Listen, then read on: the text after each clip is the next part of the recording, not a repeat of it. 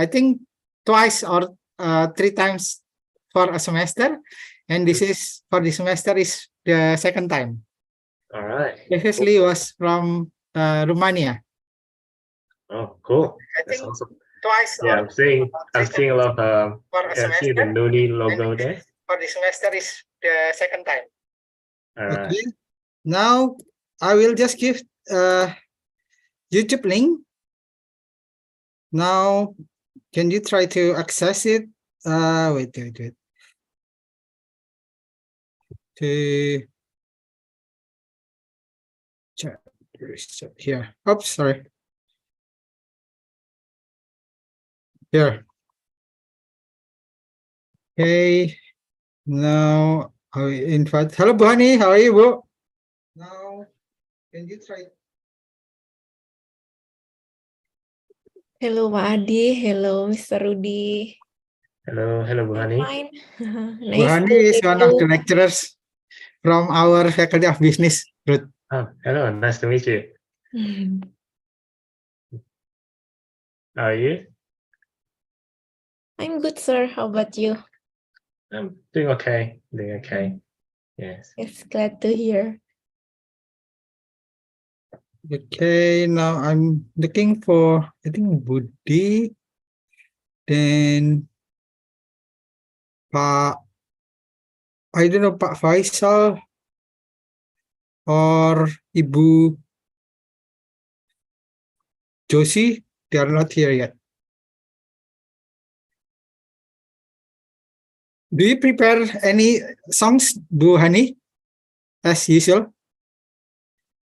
Wait a minute, please, sir. Okay. If you prepare any songs, then I will accept all the participants. But if not, then I'll accept them in the next 3 minutes. Wait a sec. I just take my drink first.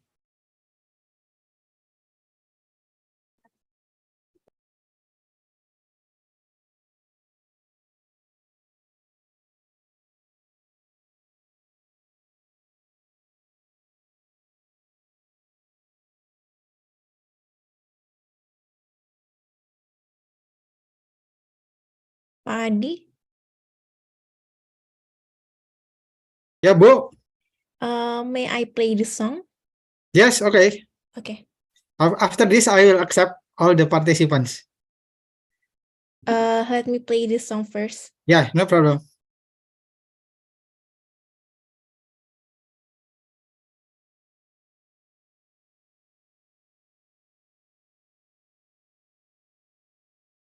Pak Adi, would you give me the share access?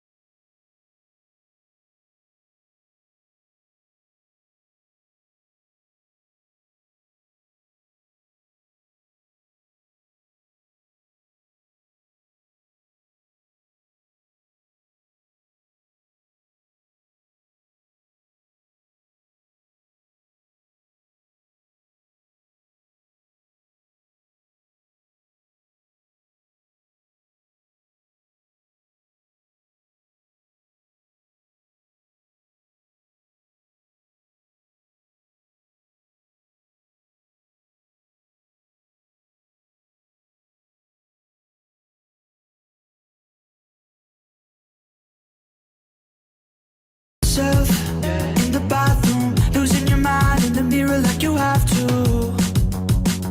Pak Adi, is it clear enough? Screaming in your car, in the driveway, spinning out, think your life's going sideways. Ooh. One broken glass turns to total collapse. Just know this too shall pass. I'm telling you now. When it all melts down, now we're there.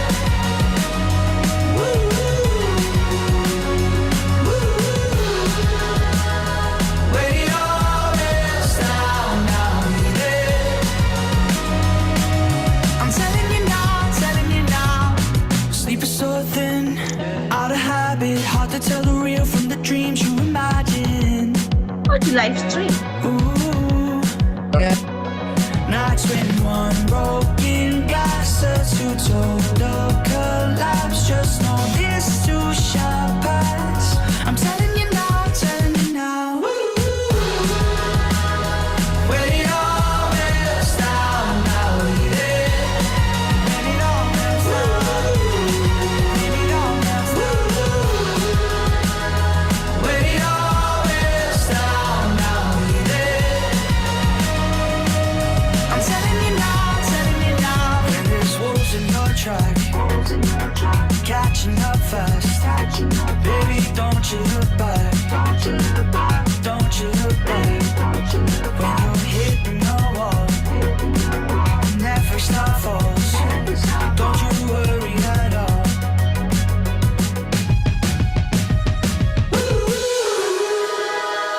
When it all melts down, I'll be there. When it all melts down, when it all melts down. When it all melts down, I'll be there. I'm telling you now, telling you now.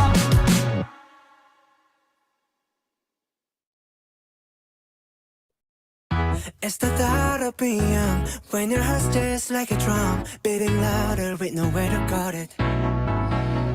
When it all seems like it's wrong, sing along to Elton John and to that feeling we're just getting started. When the nights get colder and the rhythm's got you falling behind.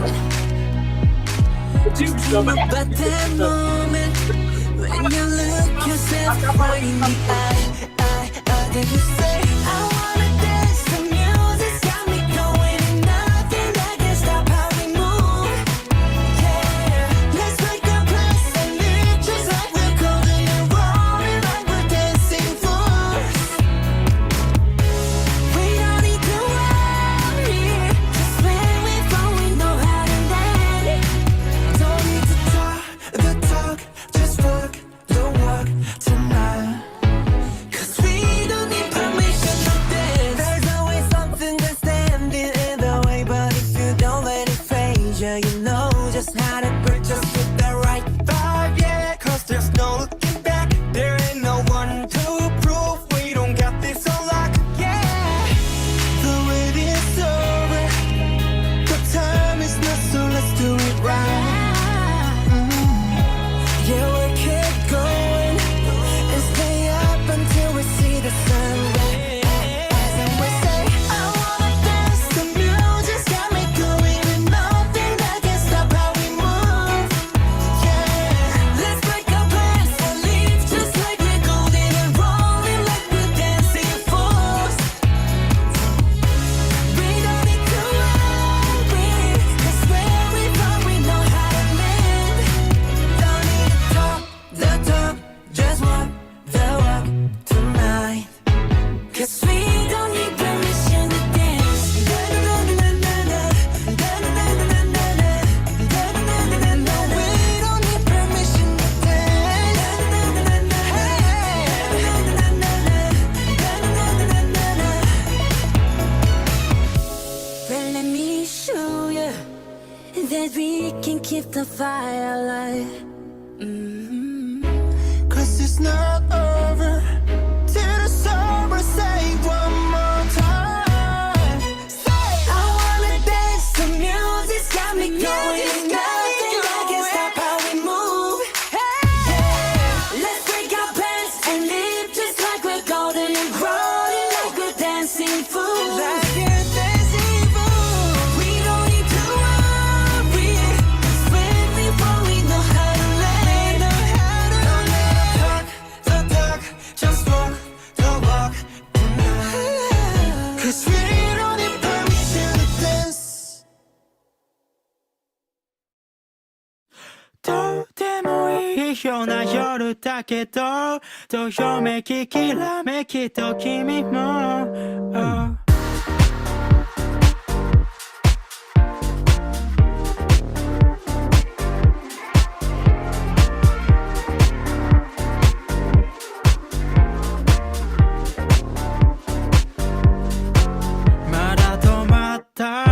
刻む針も入り浸った散らかる部屋も変わらないね思い出しては二人年を重ねてたまた止まった落とす針をよく流した聞き飽きるほど変わらないね変わらないでいられたのは君だけか無駄話ではぐらかして触れた先をためらうように足踏みしてずれた針をよそに揃い始めてた息がとってもいいような夜だけどどよめききらめきと君も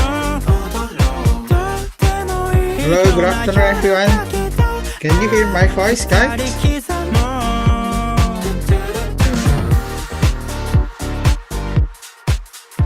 Sure, Bapak.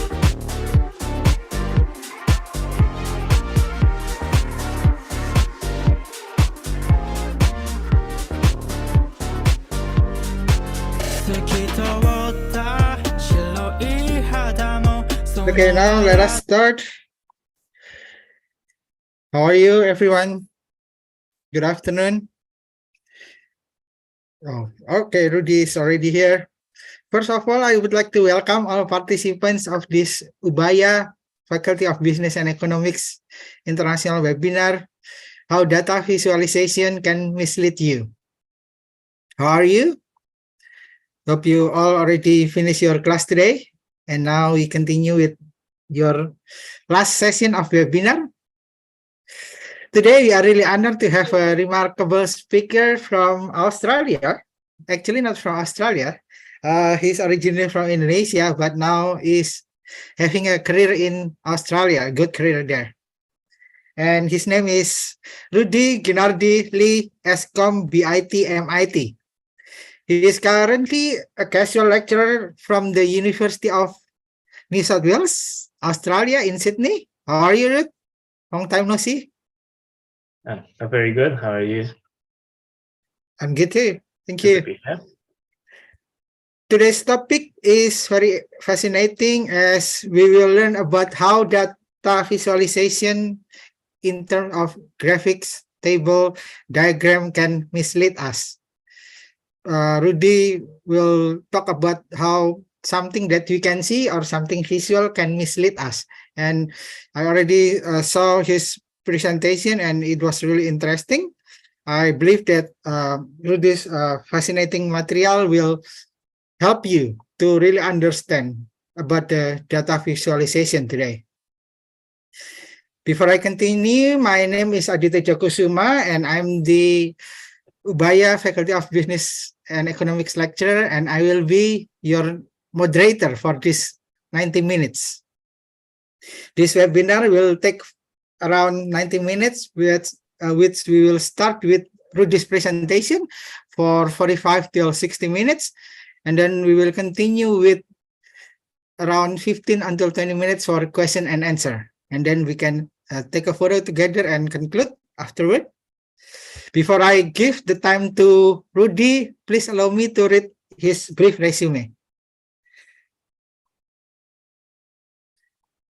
His name is Rudy Lee Escom, BIT MIT. He is the alumni of ITDD at Ubaya, international program on double degree at Ubaya on IT, on information technology, and Bachelor of Information Technology at the QUT, Queensland University of Technology, back to 2017 until 2020.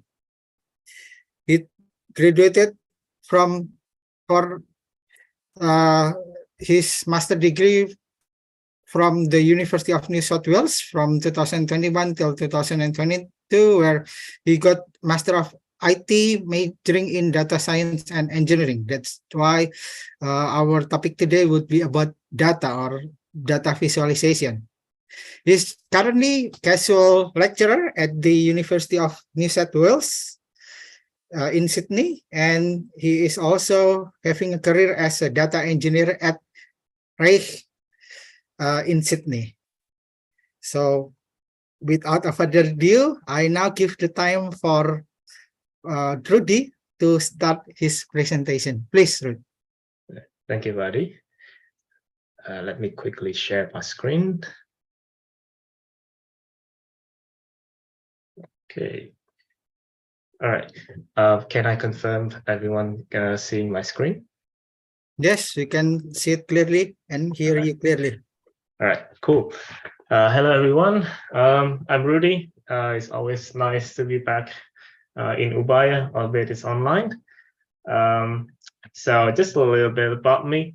I used to be in your shoes for many of you who are here. I used to study in Ubaya back in 2017, and I went to QT as well. And then I did my master's in data science, and I began teaching in UNSW. And my career has been around data ever since. So it's nice to meet you all. I hope you all have an enjoyable session today. Okay, just a brief introduction to why we need data visualization. So as many of you may know, data is one of the most important resources in the world. Right? So many organizations, many companies, even for personal information, we digest a lot of data, and how we make sense of this data is by data visualization, right? So you definitely have seen this a lot. You've seen this in your books. You see this in TV. When you do your thesis, your projects, you definitely have made one, right? So starting with this very powerful quote, the greatest value of a video is when it forces us to notice what we never expected to see. And this powerful quote is delivered by one of the most famous statistician, or very important statistician of our time. And many of this presentation material is based on what his research. And here's another important fact. Right? So many of you may heard about the term seeing is believing, right? So as you can see, this picture in the left is actually not rotating. It's not a rotating picture. Don't worry, it's not a GIF. It's just actually a static image. But in your brain, if you keep seeing this image for a while, you will see that it's rotating. So it's similar to data visualization. Sometimes it can be misleading, although the graphics are actually correct. The data is actually correct. The data that's being presented is actually correct, but our brain is not able to process it in the way that it should be. So seeing is believing, but data is not a belief. Data is a fact. And another important thing about our eyes and our other senses. Right? So we have five senses, right? You have the sight, and we have the mouth, your ears, nose, and your touch. And it is widely believed, not just believed, there's quite an extensive research on this, that we are perceiving information. 70% of the information that we perceive in the world comes from our vision. So vision is important. Our eyes are very, very powerful, but yet they can be fooled. Right? Not just our eyes, I mean, our vision can be fooled. Our brain can be fooled. Our eyes is perceiving it, just receiving that image. So let's start with this very short exercise. So I have a bunch of numbers here. Okay, I'll give you all 10 seconds to find out how many 5 in this. If you have found the answer and you have found the correct answer, feel free to answer it. Okay, I'll give you 10 seconds.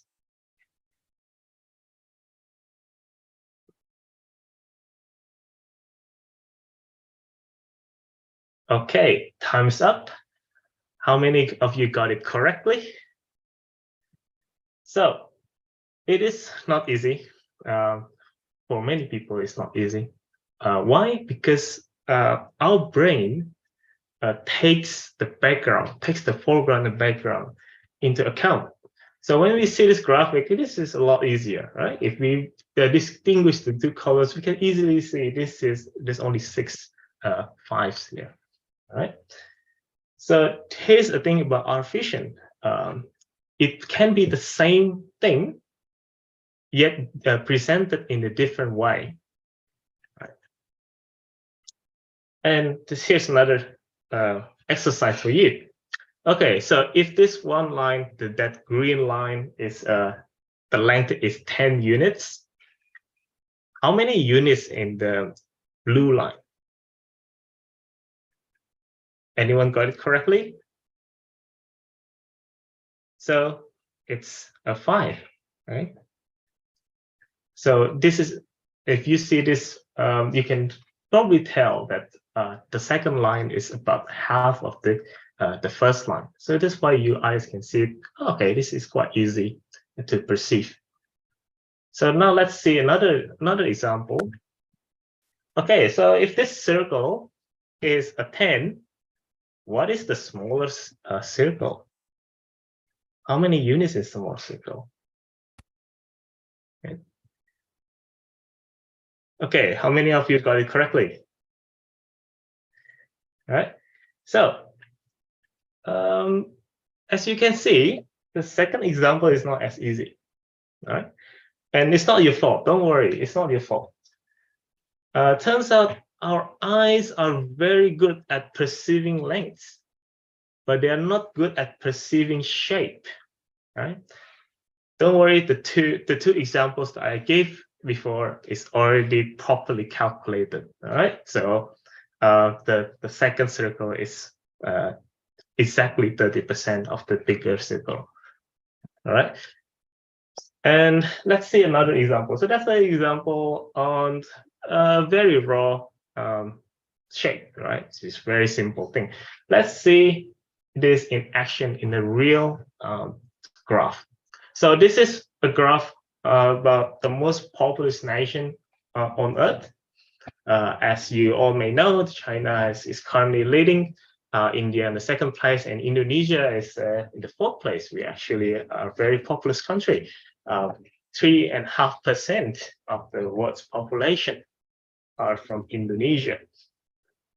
So as you can see here, which one is better? This one or this one? All right.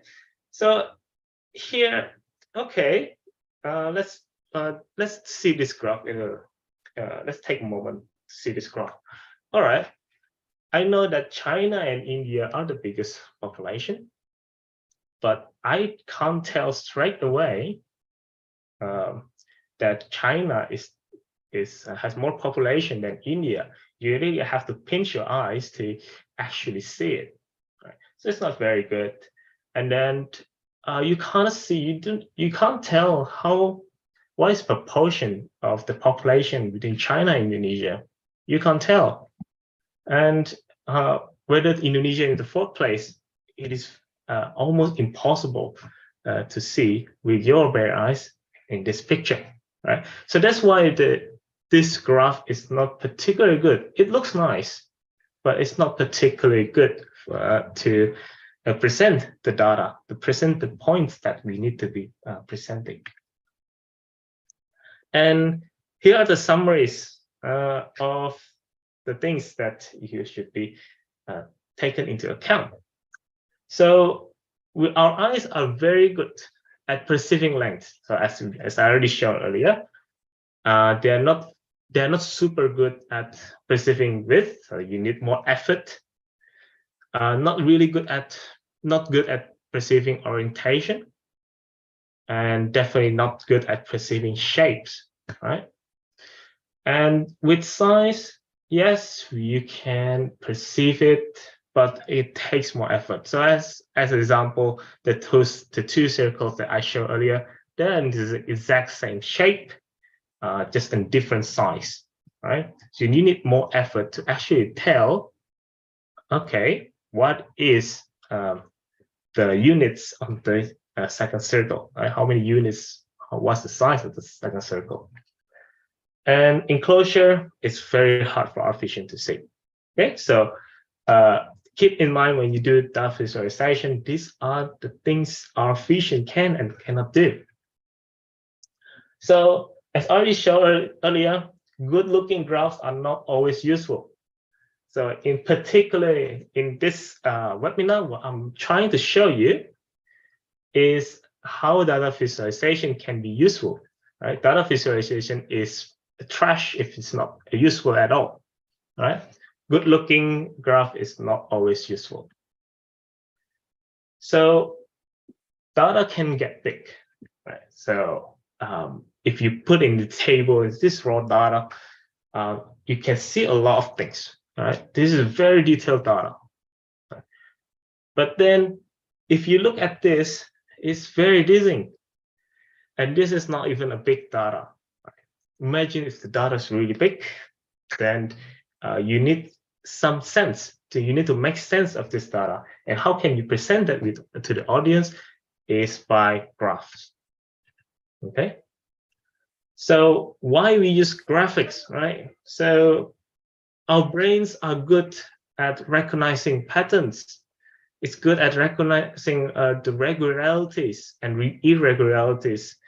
And with a graph, we can easily see what is the outliers, right? So graph can be more precise and revealing than the conventional statistical computation. So this is another quote from a statistician, right? So statistician himself say that statistical computation might not be always a good choice if you want to present the data to certain audience. Right? People want to make sense of the data and they want to make sense of it quickly and easily. All right, so here's an example of a very beautiful looking graph and also quite useful.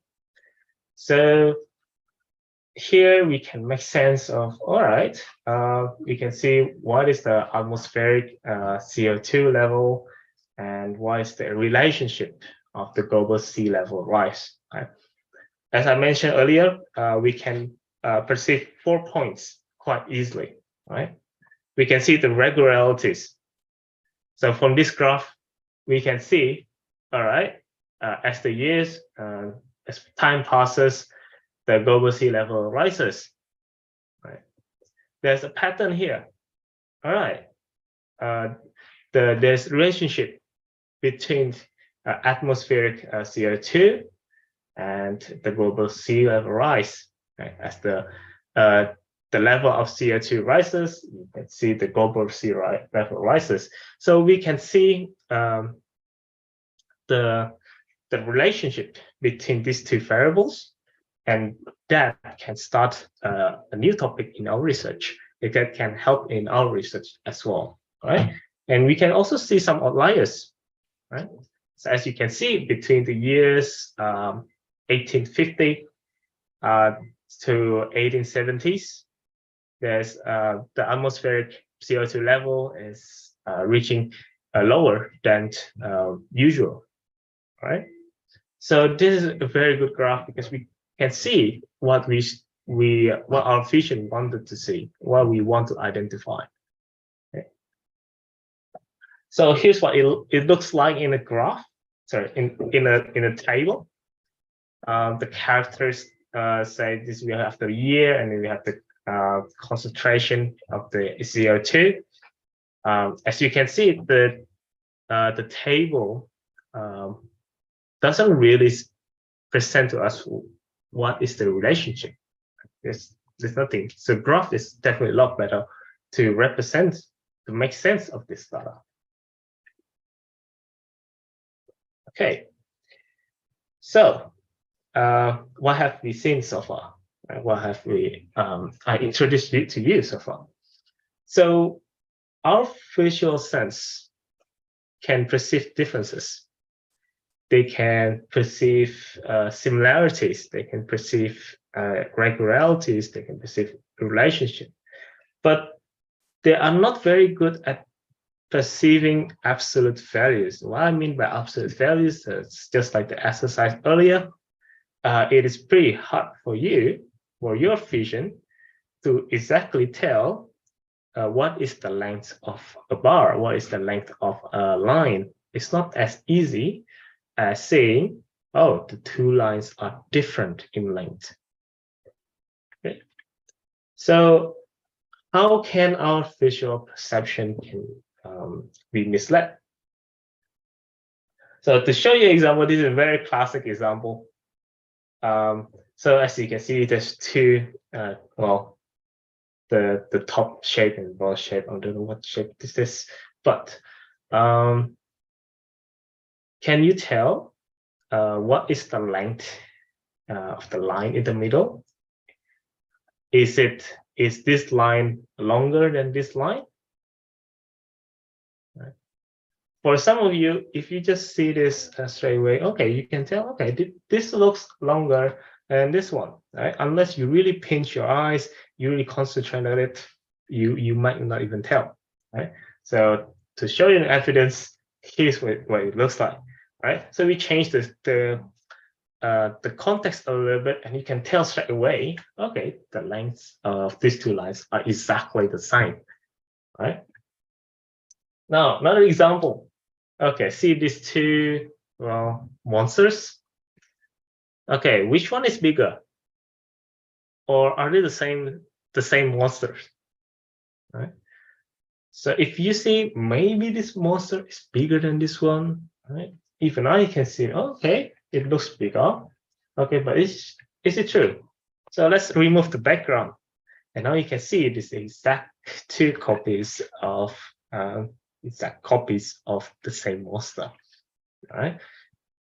So our visual perception takes context into account.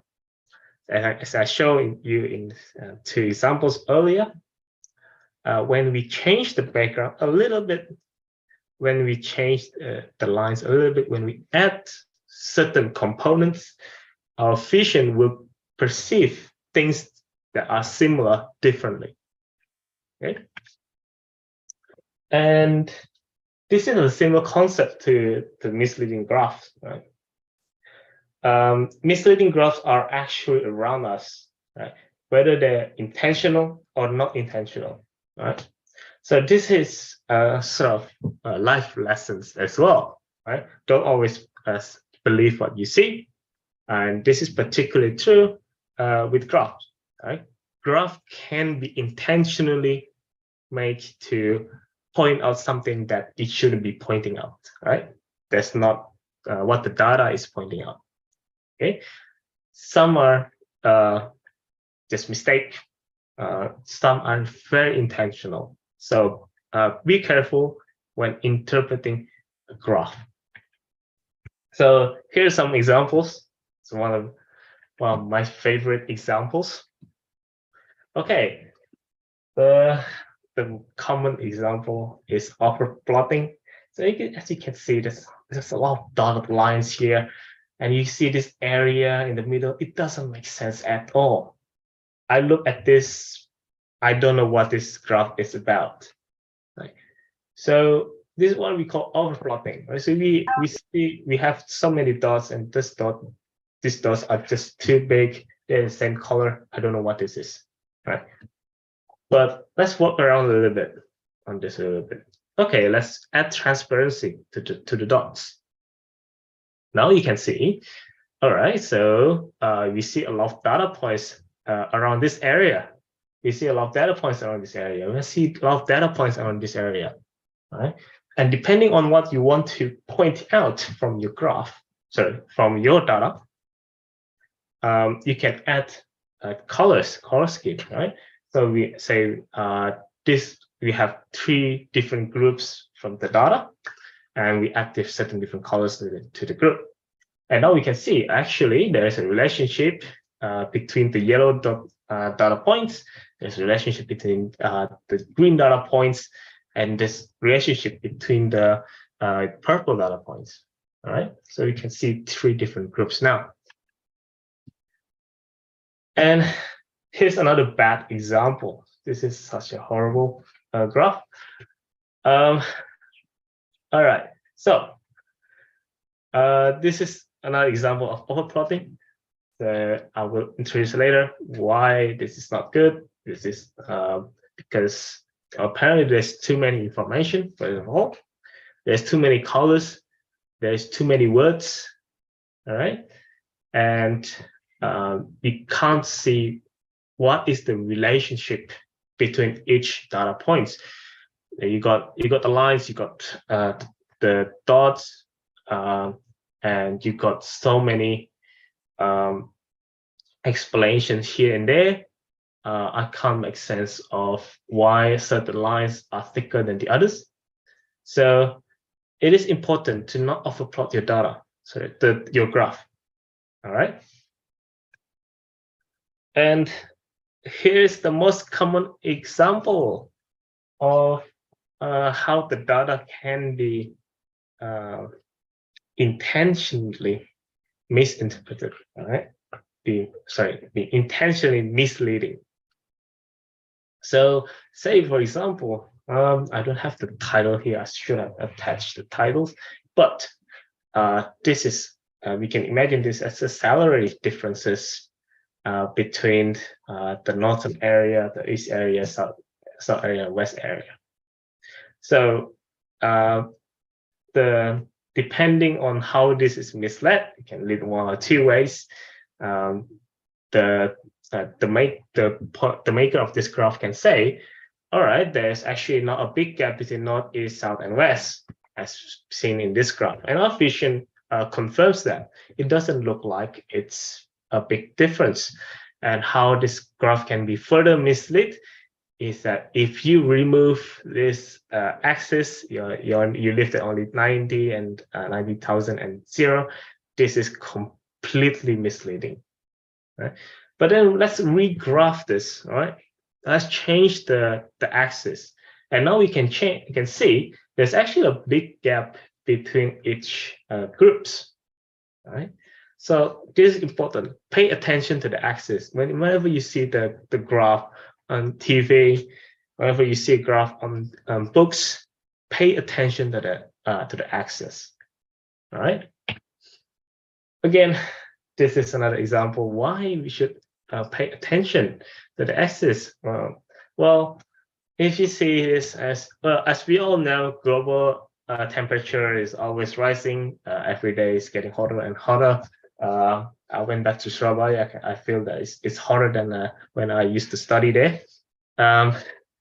So this is a real data. This is not actually falsified data. So as you can see in this graph, this is actually not a big change. Right? You can see, the temperature is not changing. All right, but then that's not the point that the data trying to make. Right? If we graph this a little bit differently, we can see, all right, the change in the temperature actually really big, right? So it depends on the context, depends on what the data is, right? So you have to really understand what the data is and what is the context, right? In this context, a temperature, if it's only 1 degree difference, it's enough difference it's a big difference, right? 1 degree is a big difference, right? So that's why it's important to know, okay, what this data means, whether the axis makes sense, whether that's pointing out the points that the data is trying to make. Okay. And another way to mislead this is the intervals. So again, pay attention to the intervals. As you can see, these intervals are not exactly good. All right. So as you can see, the intervals is not consistent. You can see this big jump between here and here, but the intervals are different from here to here. All right. So that's another way to mislead the data, to make the the performance or something looks better than it actually is, right?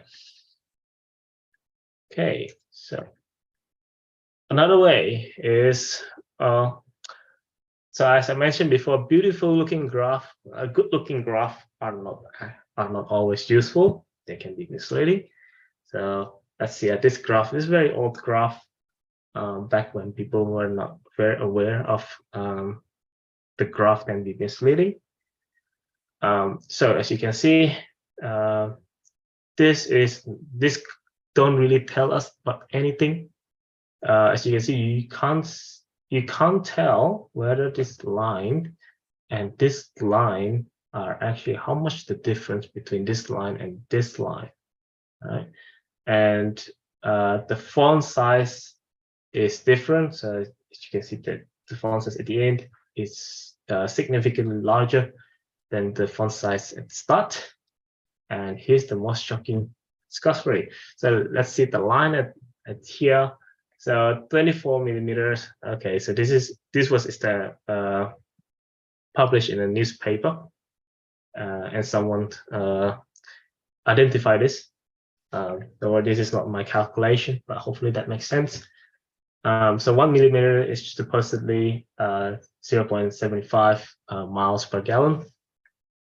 But then at the end of the line, the iron line at the end is 196 millimeters, and the proportion is different. So it's significant difference. Now, for each of the millimeters, it represents 0.14 miles per gallon. So it definitely makes it looks like, okay, the fuel economy in 1985 looks like it's worse than the fuel economy in 1978, although it's not. Okay, this is another example.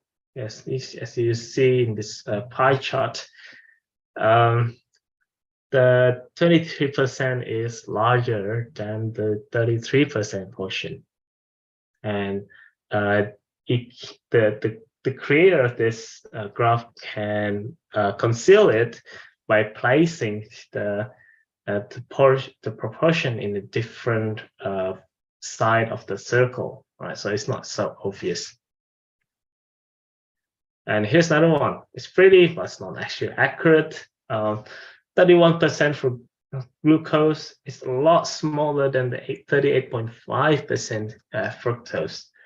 So it's not actually helpful for us to see.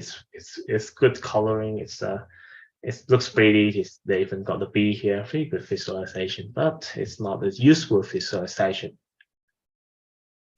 And it is another choice of, well, it's a very wrong choice of shapes.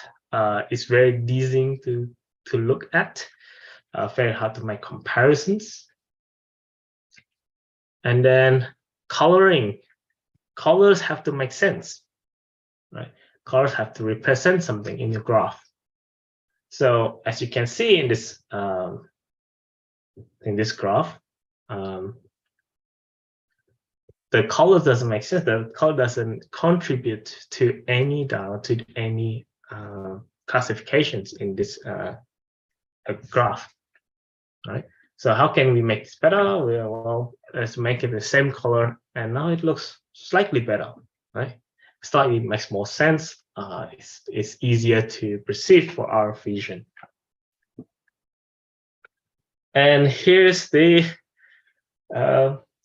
brain twister, basically. What is white? What is blue? What is yellow? Well, yellow is correct. What is black? What is red? What is gray? What is brown? It's not all correct. So think about the audience as well.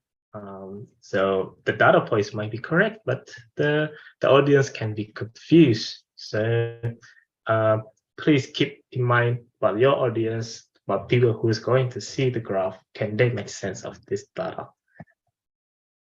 Okay. Now, just because you can plot and decorate a graph doesn't mean that you should. Right? So an important message here is don't overdo it. Right?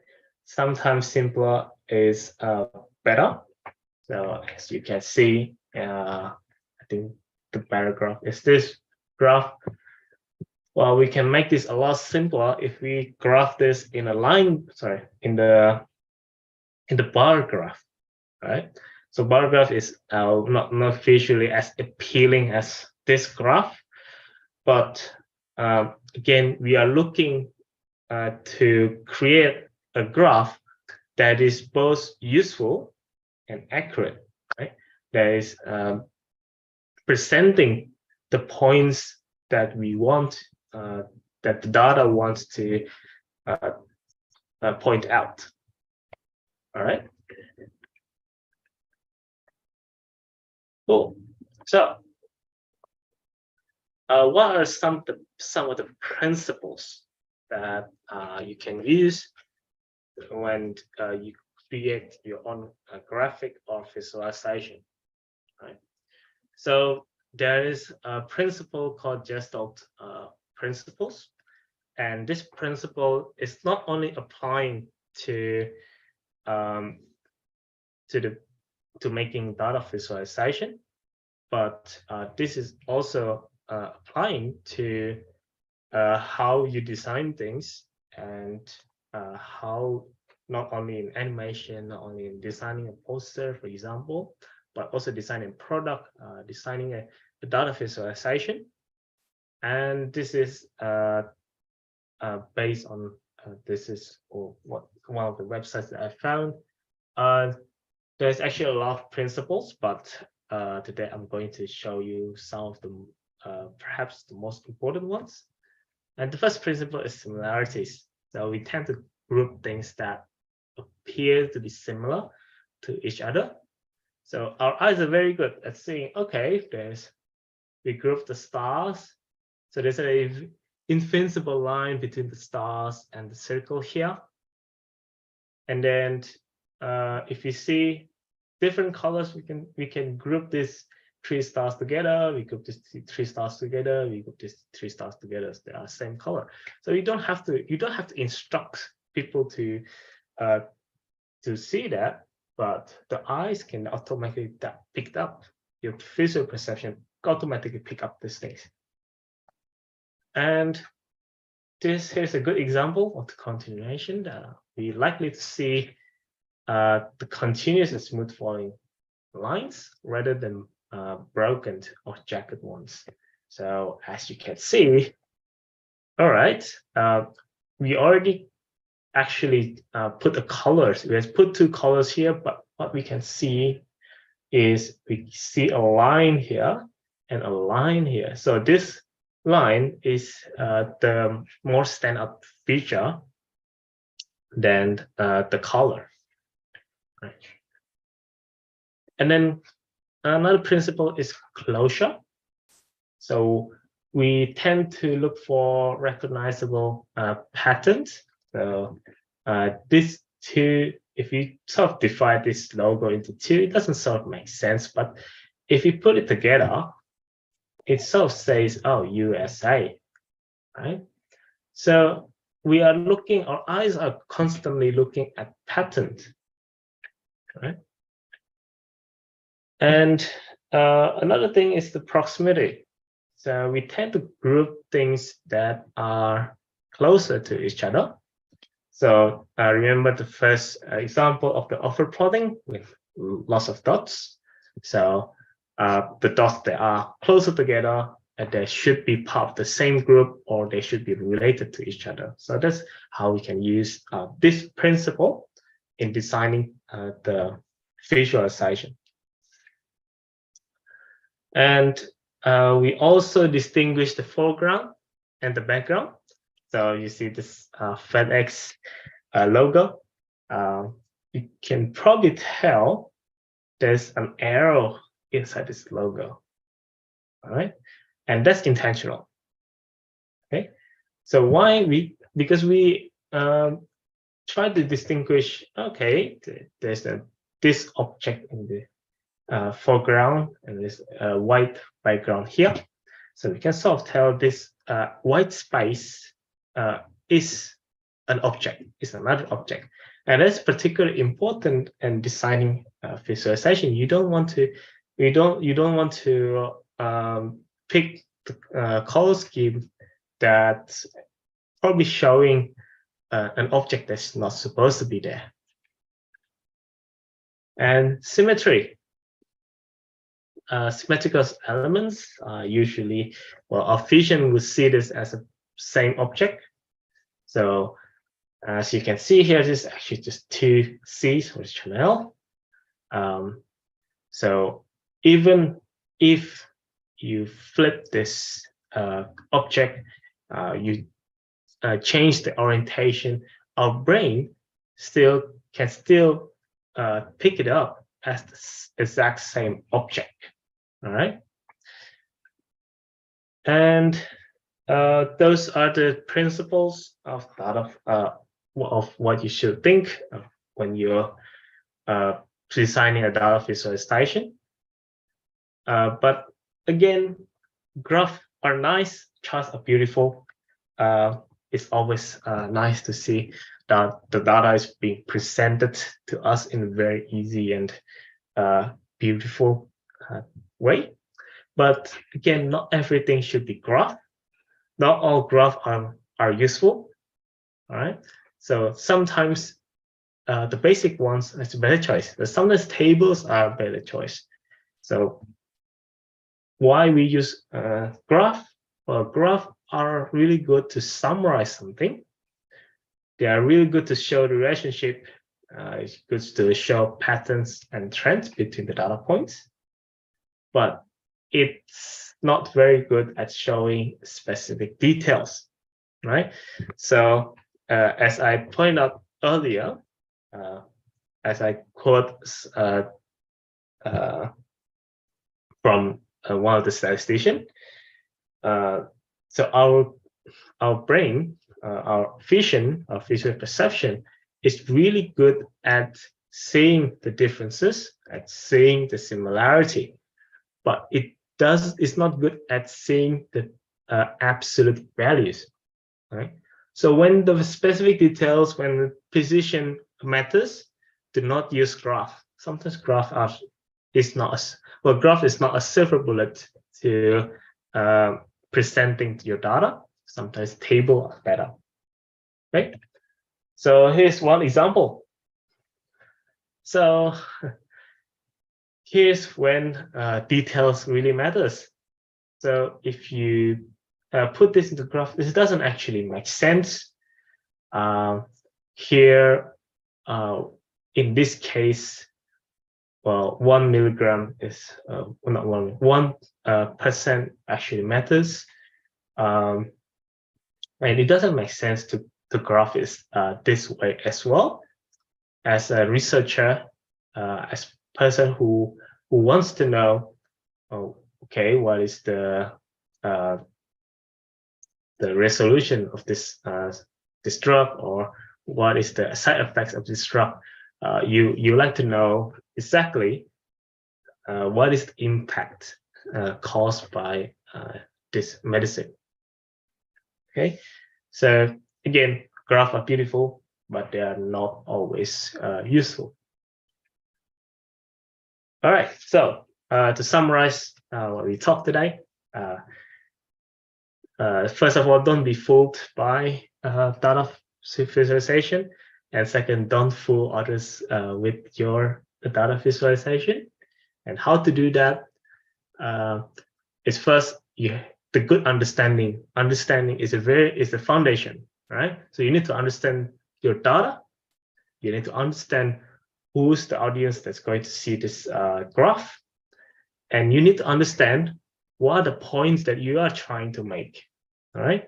So if you don't know what's the points to be made, then you can't design data visualization. All right. The analogy is like you have a map, but you don't know what's the destination. Right. So this is similar to this. All right.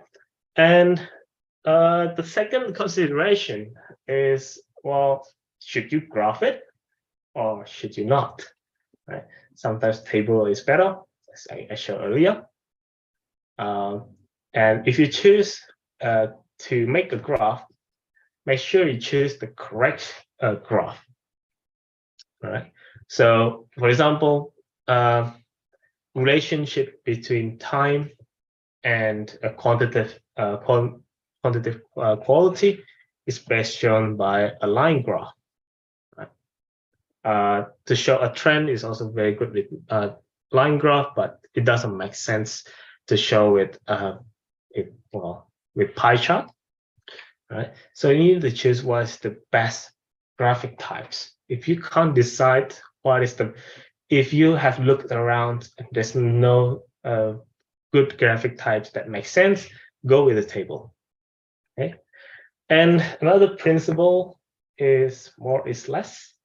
So you need to maximize the data ink ratio. What I mean by data ink ratio is that you have to maximize the amount. You have to make sense what you're trying to do, right? And don't overcrowd the table, so the graph, right? As I showed you earlier with that spiral graph. So there's too many information there. There's too many ink there. So it's not nice for the audience to try to look what is the points that are trying to be made there, right? And then the larger of the data, make sure that you are very reasonable with the use of data ink.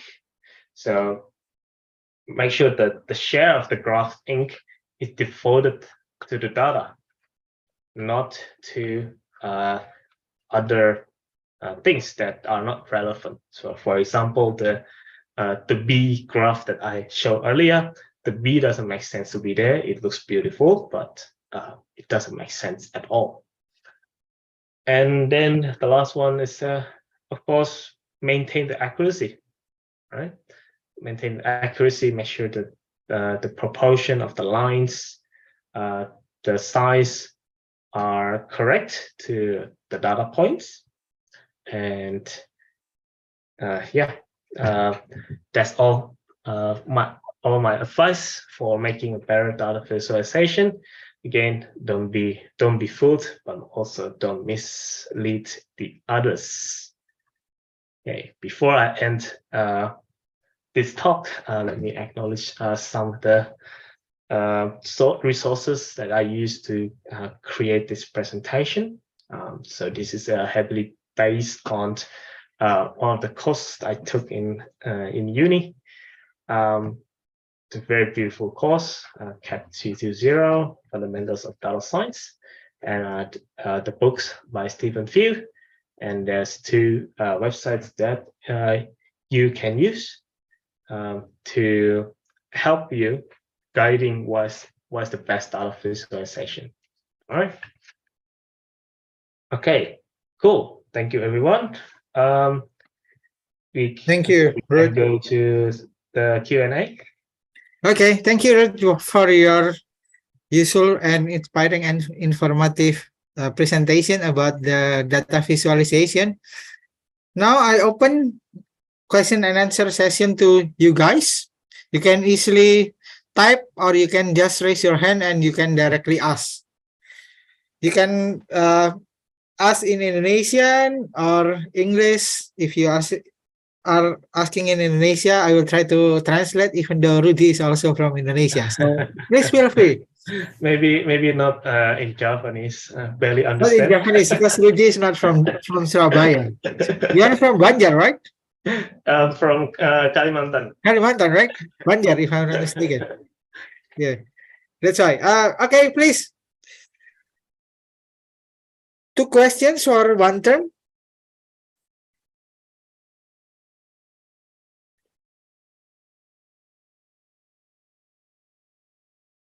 While we are waiting, I actually have a question.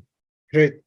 You said that people or us are easily see the length rather than shape, Yes. right?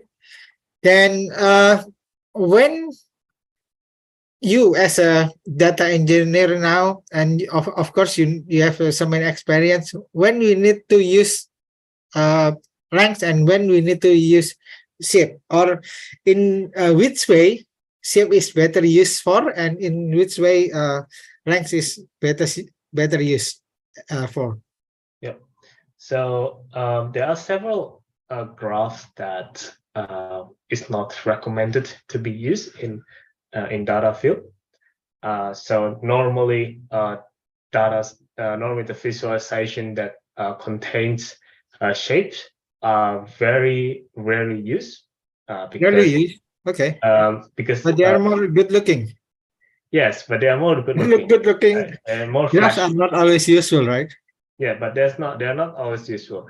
Even for the graph that we maybe were very common, like pie chart, it's not actually very useful. All right, so it can demonstrate which proportion is bigger, but then our brains cannot tell how big is the proportion. Right, so it's very difficult to tell. Line graphs are graphs that's really based on length, like bar graph, line graph. They are very good in visualizing, all right, what is the difference between each groups, right? So to answer that question, there aren't really much examples in the other fields that can really justify the use of the visualization that's heavily based on the shape. So it's always a trade-off. Of course, you can't always be idealistic for data people. We always want to visualize the data as accurately as possible. But sometimes in some situations, we also want it to look pretty, to attract people to actually see it. So sometimes some very small decorations or maybe slightly different shape can be used. Length data or length graph are more commonly used than the shape one, right? Yes, they are more common. Okay. Yeah, in terms of data fields, although they actually look pretty boring. Yeah. Just line or dot. Again, the accuracy is important. Okay. Another thing that is very commonly used is scatter plots Scattered, to yeah. show relationships between data points. Yeah. Okay. Okay. Thank you for your answer. Okay, guys. Now I open opportunity for you. Ines, you have question, or Jason, Frederick, Albert? Please feel free to ask. So your before we are waiting for the questions from the students. So what are your main responsibility as a data engineer? Yep. So one of my responsibilities, the main responsibility is to process the data. What kind of data? I mean, customer data or what? Customer data. The customer data. It depends on different industry, but the industry that I'm currently in is the customer's data. And often in pre-processing this data, we need to understand what the data actually is. And we also need to present to the other teams. This is a teamwork base. So it is important for us. Okay, how do we understand this data? How can we make sure the other people understand the data as well? So that's how the data visualization comes into play. What can you give us an example of the customer data that you normally analyze? Say, for example, we have e-commerce like a Tokopedia or Shopee. Of course, they have so many data, big data, right? Mhm. And then, is that what you do? I mean, you have those big data, and then you analyze, and then you convert them into useful information. So that's one form of the analysis.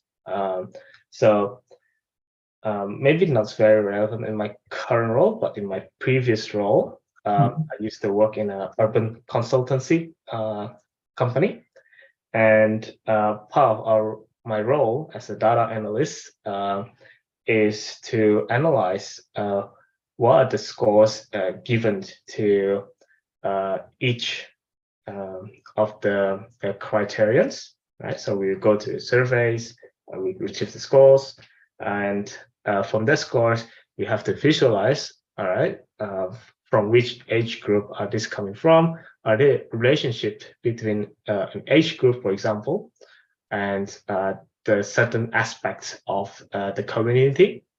And does the location also matters, right?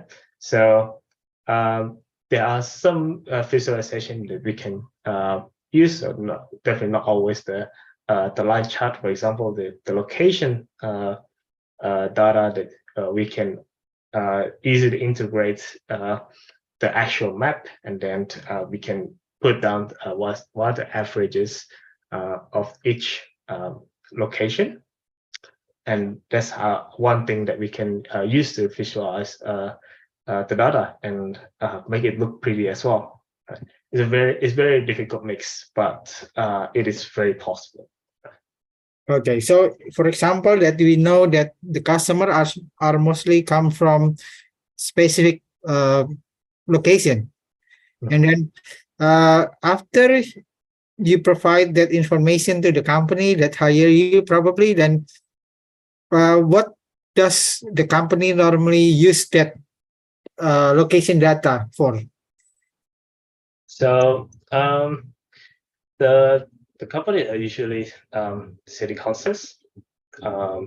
So they like to know, okay, for these specific areas, why this certain aspect is not working. Is there any specific features that they overlooked, or is there some project, or maybe some project affects that score? So we can do a comparisons study as well. Does this project actually work? Does that building actually work? Something like that. So if this is a industry's very specific examples, it's definitely different in other Depends on the industry industry, companies, right? Depends on the type of industry, Yeah, it really depends on the type of the industry. And pointing back to one of the things that I said earlier, it's really important to understand first the data, and the second understand the audience. Right? So different data we visualize differently. To different audience, we also visualize that differently. Okay. Now it makes sense. So, guys, Rudy just inform us how he analyzed the data for certain industry, and each industry has different objective or different target of how they get the data information for. Okay, thank you, Rudy. That's why data is really, really important nowadays, right? Because if we don't have any data, then we can just guessing, right? But if we have Yes. data, then it is all based on the reality in the field reality. Yes. Okay. It's also a way to point out something, right? If we just say one sentence of summary, people won't believe it, right? Sometimes people need, okay, do you have the data to back it up, right? So it's also one way to make your point. Okay, cool. Thank you. Okay, guys. Please, any questions, Mr. Stefanus or Ram, Jason, Helen? We can't talk without your authorization. Wait, I will just... No, you can. Wait. I can't now. Okay, please ask, Ines. I don't have But questions. don't speak in France, okay? I don't In have English, please. Yes, I don't have a question about the speech. I just want to know if you can send us the question because it's the question assignment. Okay. Ruth, would you mind later to share the PPT to the participants? Yeah, absolutely. Okay. Thank you so much. But it was really clear, so I don't have a specific question about the speech. Thank you.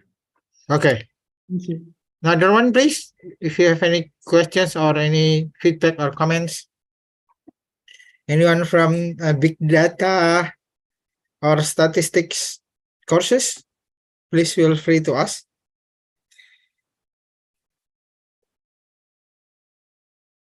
Nabila?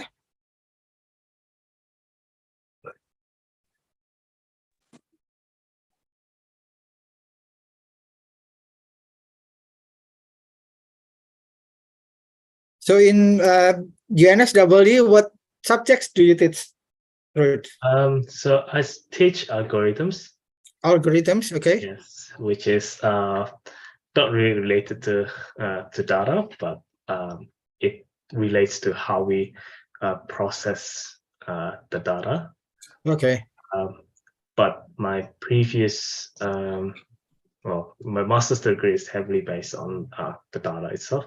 Yeah. So, From UNSW. yeah. Okay. Jasmine, you have any question? Jasmine or Albert? Steph?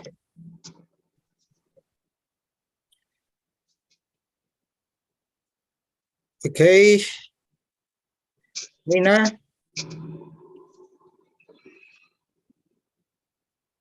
Jason?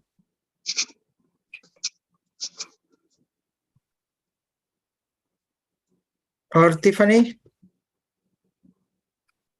Cristiano? Okay.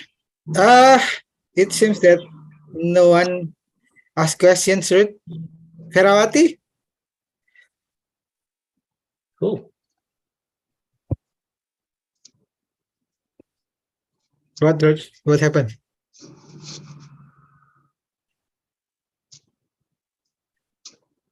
Okay, if there is no questions, then I think first don't leave these webinars because Ibu Hani and Ibu Josie will ask you to fill the present sheet. Okay, but before we will do the group photo, please turn on your video so that after that Rudy can leave, then we will do the Nancy Ruth. Do I need to do the participation form as well? Of course not. You are already here. Okay, please turn on your video, guys. So Okay, that- hello. Good that- afternoon, everyone. Please open your cam and After that, I will take your share in slide. There are how many slides in this?